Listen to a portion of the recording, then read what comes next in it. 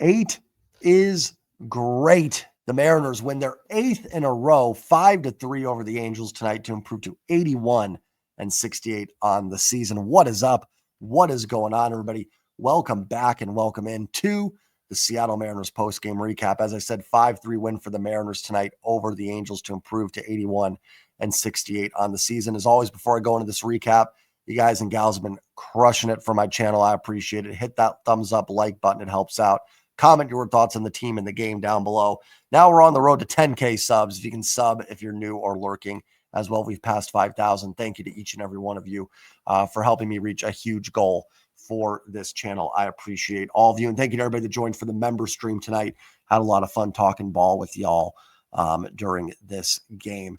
For the playoff picture, the Mariners remain in first place in the AL West. I don't need to go into all the tiebreakers. I've done the last two videos.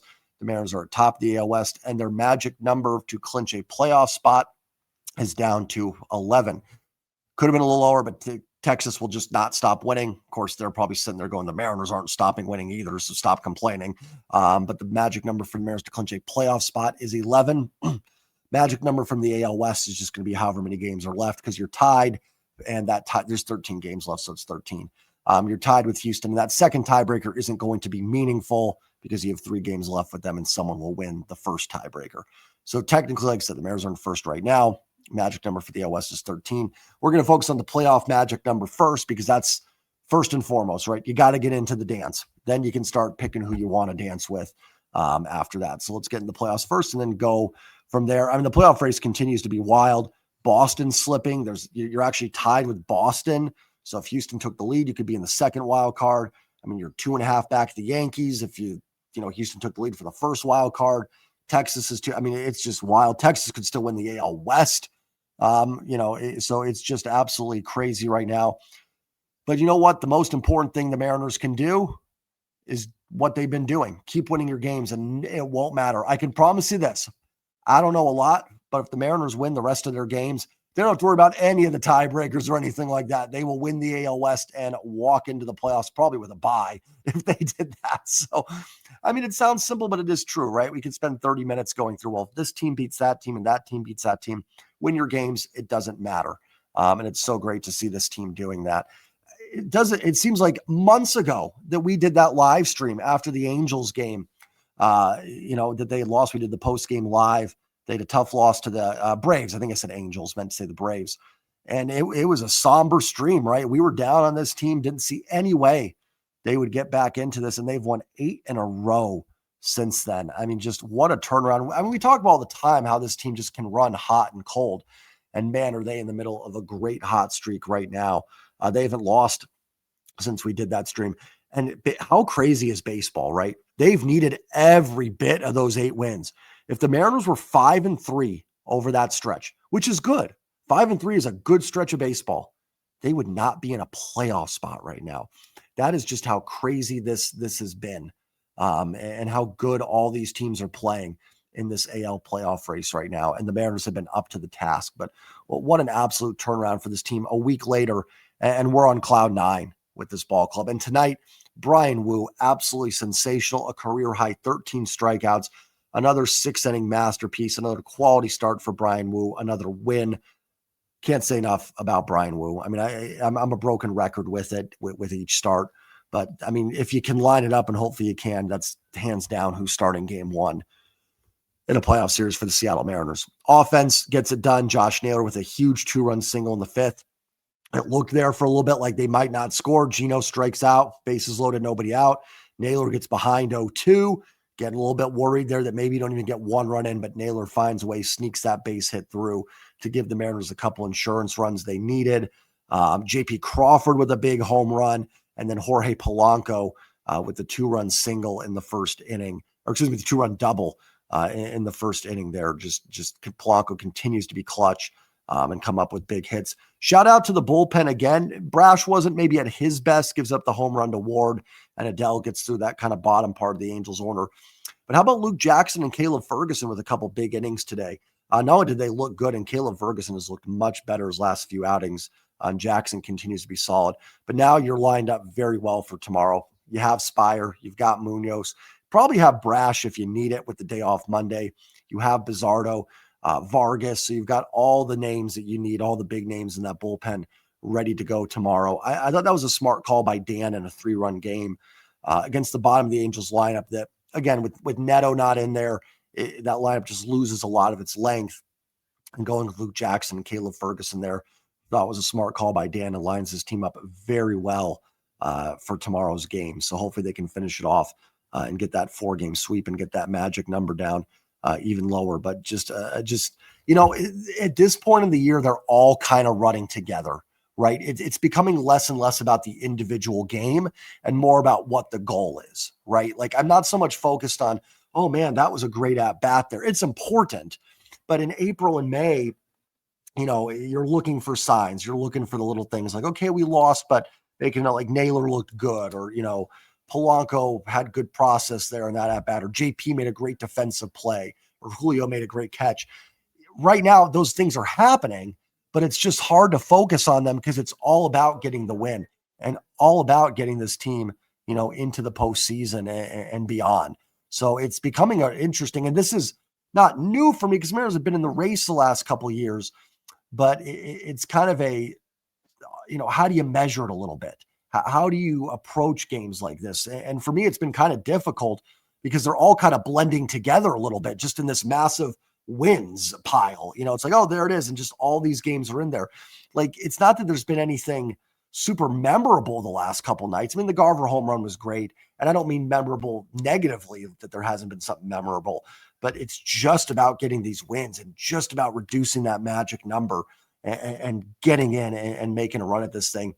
And I probably need to focus more on the game itself because I'm probably missing the journey for the destination a little bit. And the destination is certainly important, especially for the Mariners, I think more than most teams in baseball, what we've been through over the years. But the journey matters too. And these games, soak it in because it is fun. This team is playing good baseball. This is a good baseball team. Enjoy it. Try not to focus on Texas and Houston. I said it last night, but as frustrated as we are that Texas won't lose, think about what they've been through. They swept the Brewers and beat the Mets back-to-back games, and they haven't gained anything on Seattle. They've gained on Houston and Boston a little bit in that time, but it's got to be just as frustrating for them, even more so. Mariners control their own destiny, and that's the important thing here. Just keep winning your ball games. Let's get to the box score here. Bryan Woo, 6 innings, 3 hits, 2 runs, both earned, 1 walk, 13 strikeouts. Thought Woo was obviously phenomenal, setting a career high in strikeouts. Ran into a little bit of trouble in the second inning.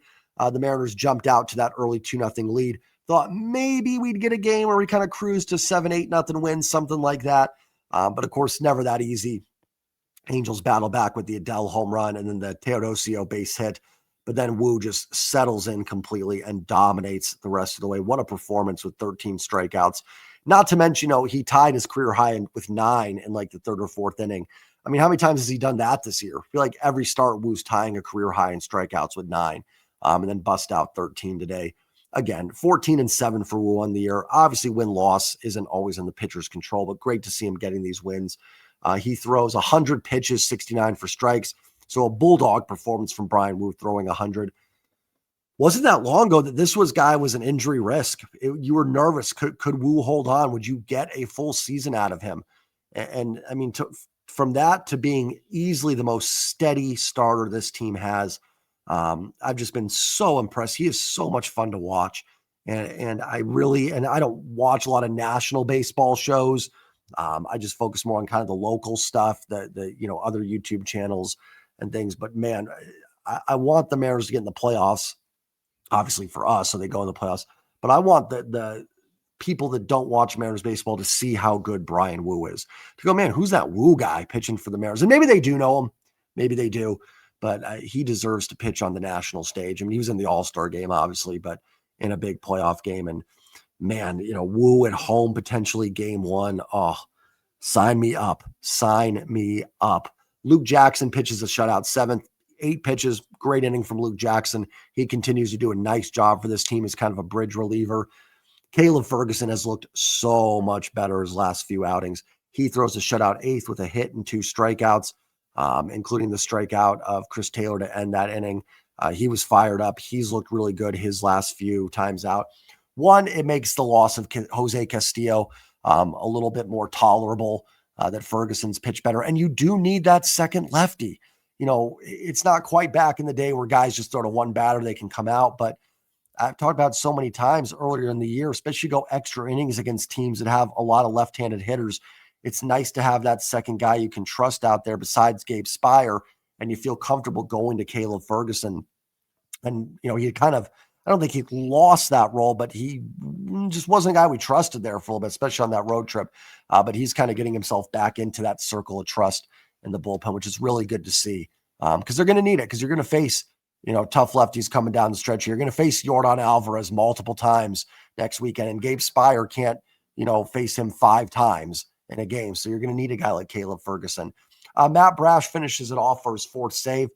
Not his best outing, gives up 2 hits, a run it was earned, and does get the strikeout of Davidson to finish it. Taylor Ward crushes a home run. That might have been the worst 0-2 pitch I've ever seen from Matt Brash. Then Adele gets to 3-2 and lines a base hit. Thankfully, like we've talked about the last couple of days, that back end of the Angels lineup is pretty weak after the top 4. So he gets Christian Moore to ground into the double play, which I think put us all at ease a little bit, because it's never easy. But I think that gave us a chance to breathe, and then he gets Davidson. So, not going to harp on it too much. Certainly got to be better if you're in 1-run games. Home runs like that will hurt you, obviously.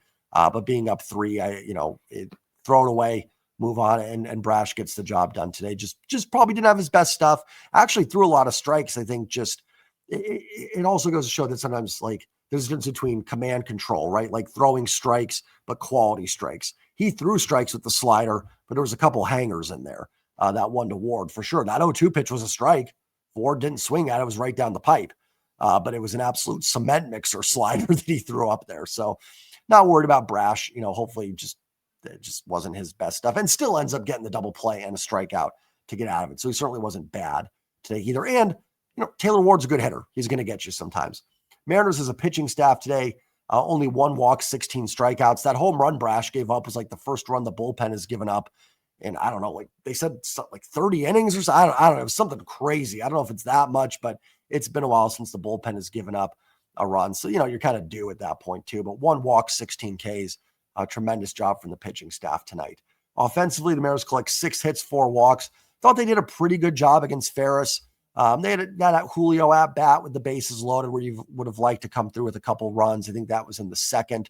Now that the Mariners won, it's easier to say, but Julio got hosed on that first pitch from Ferris. He just walked Randy and Cal, and then the ump gives him a pitch that's inside, clearly a ball, and calls it a strike. And listen, does Julio need to overcome that and still come through in that at bat? Of course. But that does change the whole complexion. Then he fouls off a tough pitch, and he's quickly down 0-2 instead of maybe being up 1-0, maybe spitting on that pitch, and then it's 2-0 potentially. So it really does change the complexion of an at-bat there. But I thought they were solid. One nice thing they did today, they added on. It's been a problem. We've talked about it for the Mariners, but they get the 2 early runs in the first. JP gets the home run in the fourth, Naylor the 2-run single. So they keep adding on. We've criticized them a little bit for that, but they managed to do it today. And like I said, I thought they had some really good at-bats, some really hard contact against Ferris as well. Polanco just pulled a home run against him. I think Julio did have the double down the line. So they had some really, really solid at-bats tonight. Randy was 0-for-3 with a walk. Obviously not Randy's best game, but does work that walk in this. I think that was the one in the second, right before they load the bases. Solid game from Cal, has a base hit and a walk and hit by a pitch. So Cal on base 3 times today. Cal kind of doing it quietly, hasn't hit a home run in a while, but he is drawing walks. He's had some much better at-bats. There was a little bit of a stretch there when he's still hitting a couple home runs, but every at-bat that wasn't a home run seemed like kind of a rough AB, but he seems a little bit more dialed in. I think Cal gets one tomorrow. Just got a feeling. Julio 1-for-3 with a walk as well. The big double in that first inning put him at second and third. Then obviously Polanco comes through. So Julio again, kind of quietly on base 2 times. Polanco 1-for-3 with a 2-run double. He had a walk in that 5th inning, which loaded him up. That was also the same inning Cal and Julio walked as well. Great game from Polanco. Gino scuffling. Gino 0-for-4 tonight. Maybe you give Gino a day off tomorrow. He's been struggling, and the at-bats have not been pretty. Not a lot of hard contact. Did have kind of a line drive in his last at-bat, but the shortstop, I think Guzman, made a play on it. It's tough. You got the day off Monday. You need Gino in there, right? He's your best bet, but I don't know. Maybe you can do something, Leo Rivas at third and just give Gino a breather. The problem is, I talked about this yesterday. Let's say the Mariners had lost this game today. They'd be 7-1 their last 8. I can't be mad at that, but man, they'd be in a tough spot. Like every game is just so critical. So it's tough to say, give Gino, a blow tomorrow. You need him out there too. He's your best option. So maybe just play through it and hope he gets hot. Josh Naylor 1 for 4 is a big one, the 2-run single in that 5th inning. Garver was 0 for 4. I don't know what happened in that at bat. Garver popped out to right field and Naylor was picked off at first. I think Naylor just lost track of the ball in the air. Did look like it might drop in for a little bit, but that was kind of odd. Victor Robles 0 for 3. JP heating up a little bit. He's had a pretty good series, I think, and a pretty good homestand.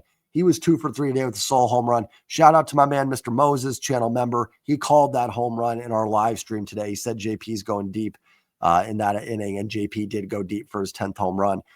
Great to see that production from JP at the bottom of the order. It just really helps turn that lineup over to Randy, Cal, and Julio. So we've talked about it. Like JP's been frustrating at times, but he's your shortstop, right? Second base, you can do some stuff with Cole Young struggling. You do Leo Rivas, you can do Polanco, you can DH Garver, Rayleigh, Canzone, stuff like that. But at shortstop, you're rolling with JP. Love him or hate him, he's the guy. And the best thing for the Mariners is JP Crawford getting hot here at the end of the year. And hopefully we're seeing one final JP hot streak here before, fingers crossed, before playoffs for this baseball team. What a ride. I mean, it just continues for this team. And sometimes when you get on a streak like this, it's tough to find things to talk about. Just not a lot of talking points. The team's playing great baseball. I've got nothing else other than that. That could be my video. It's been a ton of fun. I love this team. I am fully bought in, obviously. I mean, you guys and gals know that. Just keep that magic number coming down. Don't worry about Houston and Texas. And I'm talking to myself too, because I'm checking their scores every 2 minutes. Keep winning and good things will happen, and it won't matter. Everything else will take care of itself. Again, I don't expect the Mariners to win their final 13 and win 21 in a row to close out the season. Probably not possible. If they do, great. They're probably going to lose a game in here. But what they're going to have to do is when that does happen, just turn the Jets right back on and move on, right? And hope that, Texas is going to play Houston. They'll beat up on each other a little bit. You're going to play a Kansas City team that's pretty much out of it now. You might get one last-ditch effort for them with Cole Reagans and company going. The Angels, they're bumping up Kyle Hendricks tomorrow. Why? I have no idea why they're bumping up a veteran essentially 2 days because they're off Monday to make a start. But teams want to make a statement, right? Teams want to beat you. The Mariners have that target on them now. I'm not saying they've from years of great play, but with how they've played recently and how they've played this year, George Kirby needs to be good tomorrow, right? We need a solid George Kirby outing. During this streak, I think George is the only one that really hasn't gotten dialed in. We've got Luis Castillo turning it around. Woo's been great. Logan battled through the St. Louis start, but was really good in Atlanta, even though he's a no decision for him. Bryce Miller has had some solid starts. It's time for George Kirby to get into that mix and give you 6 solid innings tomorrow. And listen, yes, they move up Kyle Hendricks, should be able to hit him. He's kind of a junk baller guy, good changeup.